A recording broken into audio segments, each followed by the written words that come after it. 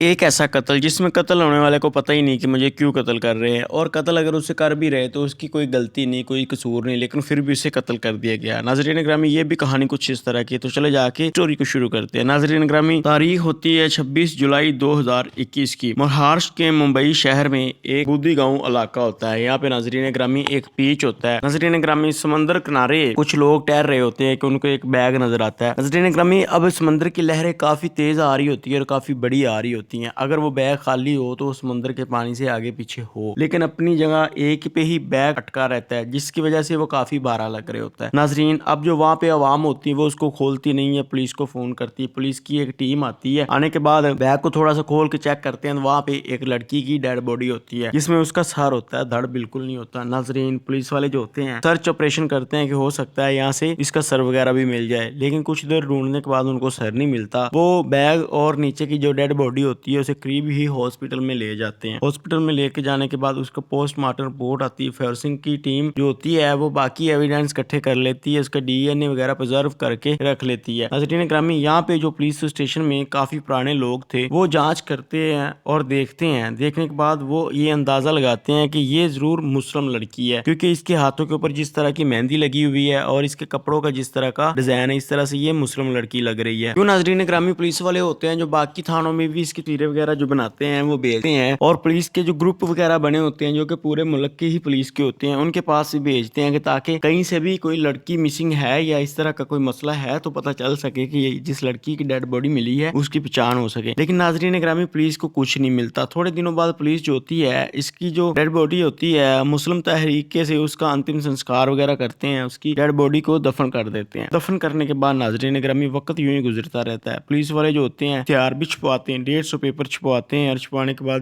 سارے علاقے میں لگوا دیتے ہیں۔ سوشل میڈیا کے اوپر بھی یہ سلسلہ چلتا ہے، لیکن کسی جگہ سے کوئی پہچان نہیں ہوتی، کوئی پتہ نہیں چلتا۔ یوں ناظرین گرامی وقت گزرتا رہتا ہے۔ 26 جولائی کی یہ بات تھی 2021 کی، اب اگست 2022 آ گیا، 14 مہینے ہو گئے اس واقعہ کو، لیکن کوئی بندہ نہیں آیا۔ یوں ناظرین گرامی 29 اگست 2022 کو ایک بندہ تھانے آتا ہے جس کا نام ہوتا ہے جاوید شیخ۔ وہ تھانے آ کے کہتا ہے کہ میری ایک بھتیجی ہے، اس کا نام ہے ثانیہ شیخ، تو وہ یہاں سے غائب ہو چکی ہے، جو کہ ہم نے اس کی شادی یہاں پہ کی ہوئی تھی نالسپار علاقے میں۔ ناظرین گرامی، یہ جو بودھی گاؤں تھا یہاں سے ڈیڈ باڈی ملی تھی، اس کے ساتھ ہی ایک علاقہ تھا نالسپار علاقہ۔ تو ناظرین گرامی، پولیس والے اس سے پوچھتے ہیں کہ آپ کدھر سے آئے ہیں اور آپ کی جو بھتیجی ہے وہ ادھر اس کی شادی کس کے ساتھ کری ہوئی تھی اور اس کے ماں باپ کدھر ہیں، وہ کیوں نہیں آئے؟ تو ناظرین گرامی، میں پولیس والوں کو وہ بتاتا ہے جو یہ شیخ جو اس کا چچا ہوتا ہے، میں یہاں سے 600 کلومیٹر دور کرناٹک کے بلگاریا شہر سے آیا ہوں، بلگم شہر سے۔ تو ناظرین گرامی، وہ بتاتا ہے کہ یہاں پہ ہم نے 2017 میں آصف شیخ نام کے ایک بندے سے اپنی بیٹی کی شادی کری تھی جس کا نام ثانیہ شیخ تھا۔ تو وہ بتاتا ہے کہ بچپن میں یہ چھوٹی تھی تو اس کا ماں باپ فوت ہو گیا تھا، یوں ہم کافی کھاتے پیتے گھر کے لوگ تھے، اس لیے ہمیں زیادہ ٹینشن نہیں تھی، تو ہم نے یہ بھتیجی اپنے پاس رکھ لی۔ یوں جب یہ جوان ہوئی تو یہ آصف سے محبت کرنا شروع ہو گئی، تو ہمیں بھی کوئی پریشانی نہیں تھی، اس لیے ہم نے اپنی بیٹی کا اس سے اس کی شادی کر دی، کافی ہنسی خوشی۔ تو پولیس والے پوچھتے ہیں کہ یہ جو آصف شیخ ہے یہ کام کیا کرتا ہے؟ تو جو یہ شیخ بتاتا ہے کہ یہ سعودی عرب میں کسی شپنگ کمپنی میں کام کرتا ہے۔ یوں ناظرین گرامی، پولیس والے جو ہوتے ہیں وہ پوچھتے ہیں کہ آپ لوگ اتنی دیر بعد کیوں آئے؟ جب وہ ان کو بتاتا ہے کہ 2021 سے ہماری بات نہیں ہو رہی، وہ بتاتا ہے کہ یہ تھا کہ 2021 میں جولائی کے مہینے میں ہماری بیٹی سے بات ہونا بند ہو گئی تھی۔ جب ہم اپنے بہنوئی کو کال کرتے اپنے جوائی کو تو وہ آگے سے کال ریسیو کرتا اور یہی کہتا کہ آپ کا رانگ نمبر ہے، تو ہم لاک ڈاؤن لگا ہوا تھا جس کی وجہ سے آ کے ان کے گھر دیکھ نہیں سکے۔ اب ہم آئے ہیں ان کے ہاں یہاں پہ نالسپار علاقے میں، یہاں پہ ہم ان کو ڈھونڈ رہے ہیں، تو ان کا گھر نہیں ملا جہاں پہ ان کا گھر تھا، تو ان لوگوں نے وہ گھر سیل کر کے کہیں اور چلے گئے۔ ہم نے اہل علاقہ سے پوچھا تو پتا چلا کہ وہ تو گھر سیل کر کے چلے گئے ہیں، تو میں ڈھونڈتا رہا کافی، ان کے نمبر کے کوئی اور نمبر ملے، یوں مجھے ثانیہ کی ساس کا نمبر ملا۔ میں نے جب اس کو کال کری تو اس نے یہاں پہ قریب ایک بمباریا علاقہ ہے، بمباریا علاقہ اس کا ایڈریس بتایا کہ ہم یہاں پہ رہتے ہیں۔ تو جب میں وہاں پہ گیا کسی طریقے ڈھونڈتے ہوئے تو میرے ساتھ میرے عزیز لوگ بھی تھے، تو جب ہم گھر کے اندر گئے تو ان لوگوں نے کافی اچھے سے ہماری خدمت کری، کافی اچھے طریقے سے ہمیں ملے۔ جب میں ان کے گھر گیا تو ان کی جوائنٹ فیملی اکٹھے ہی رہتے تھے وہ لوگ۔ اب آصف جو تھا وہ بھی تھا، اس کی ماں بھی تھی، اس کی باپ بھی تھا، اس کا ایک چھوٹا بھائی بھی تھا، اور ان کی جو بیٹی پیدا ہوئی تھی ثانیہ کی وہ بھی تھی، اس کا نام عمیرہ تھا، لیکن ہماری بیٹی ثانیہ ہمیں نظر نہیں آئی۔ تو میں نے پوچھا کہ ہاں بھائی میری بیٹی ثانیہ کدھر ہے، اس کو بلاؤ، میں اپنی بیٹی کو ملنے آیا ہوں، اتنا عرصہ ہو گیا میں نے اپنی بیٹی سے بات نہیں کری۔ تو وہ آصف شیخ جو ہوتا ہے وہ مجھے بتاتا ہے کہ وہ آپ کی بیٹی ہے وہ تو کسی اور کے ساتھ 2021 کو بھاگ گئی۔ تو وہ کہتا ہے کہ ہمیں بتایا کیوں نہیں؟ नहीं। तो आसिफ कहता है मैंने गुस्से की वजह से नहीं बताया। अंदर जाता है और उसके लेटर वगैरह लेके आता है। उसने लेटर एक छोड़ा होता है, वो कहता है कि ये देखिए ये उसका लेटर लिखा हुआ है। अब इस चीज का जो शेख को काफी गुस्सा आता है कि मेरी बेटी क्यों भाग के चली गई। फिर वो दिल में सोचता है कि मेरी बेटी इस तरह की है नहीं कि वो भाग के चली जाए, और साथ ये भी सोचता है कि अगर वो भाग के जाती है तो हमसे रिश्ते ना खत्म करती। खैर वो वापस आ जाता है अब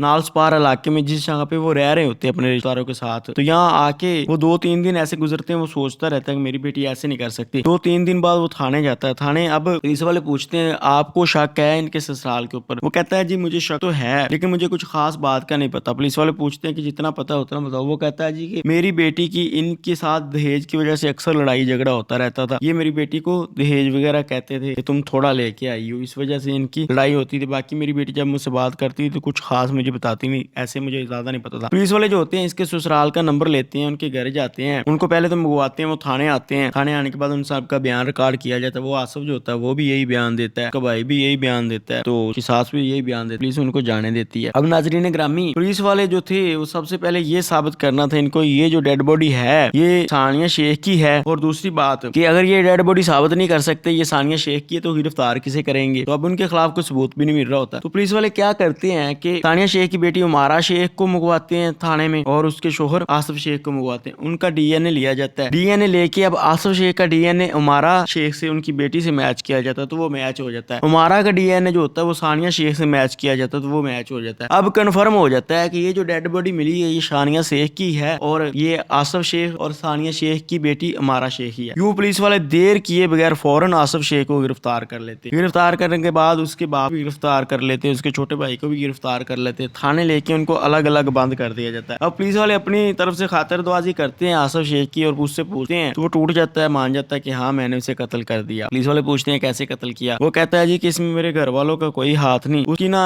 उसका एक और यार था जिससे वो फोन के ऊपर बात वगैरह करती थी, इस वजह से मुझे गुस्सा आया एक दिन तो मैंने उसको कत्ल कर दिया। कत्ल करने के बाद मैंने उसका सर उतार के फेंक दिया और उसका जो धड़ वगैरह था वो समंदर में उतार के फेंक दिया अपने बैग में भर के। तो अब पुलिस वाले दूसरी तरफ जाते हैं आसिफ शेख के बाप और भाई के पास, तो वो भी टूट जाते हैं कि हमने कत्ल कर दिया। पुलिस वाले हैरान हो जाते हैं कि वो आसिफ जो है वो तो कहानी सुना रहा है कि मैंने कत्ल किया, मेरे घर वाले शामिल नहीं है। तो अब उसके बाप और भाई से पूछा जाता है तो वो बताते हैं कि कत्ल कुछ ऐसे हुआ कि कुर्बानी का दिन था, कुर्बानी की ईद थी, बकरा ईद। तो हमारे जो घर वाले थे वो दूसरे करीबी एक इलाका था मुबारिया, वहाँ पे मेरी बेटी की शादी हुई थी जिसके शोहर का नाम यूसुफ शेख था, उसके घर गए हुए थे। वो एक टैक्सी ड्राइवर था, टैक्सी चलाता था। तो बाकी घर में ये थी सानिया, ये खाना वगैरह बना रही थी। तो मेरे छोटे बेटे ने और मेरे बड़े बेटे आसिफ ने और मैंने मिलके एक बड़े टब में पानी भरा। पानी भरने के बाद हमने सानिया शेख को पकड़ा, उसके हाथ को बांधे और बांधने के बाद उस टब में फेंक दिया। थोड़ी देर बाद वो मर गई। पहले तो वो कोशिश करती रही बचने की लेकिन बच नहीं सकी, मर गई। मरने के बाद मेरा बेटा जो आसिफ शेख था वो उसका गला काटना शुरू हो गया, लेकिन खून देख के वो घबराना शुरू हो गया। तो मैंने वो बुकटा पकड़ा और उसका गला काट दिया और उसके होंठ के ऊपर एक तिल था, हमने छुरे के साथ वो तिल भी उतार दिया और उसके सर के बाल उतार दिए ताकि कोई पहचान ना करे और बालों को वहाँ पे जला दिया। बालों को जलाने के बाद मेरा ये छोटा और बड़ा बेटा जो था ये बाइक के ऊपर गए, उसका शापर में सर लपेट के तो करीबी जो समुद्री बीच था वहाँ पे फेंका ताकि समुद्री लहरें इसको बहा के ले जाए। यूं उसका सर तो समुद्री लहरें बहा के ले गई। फिर हमने अपने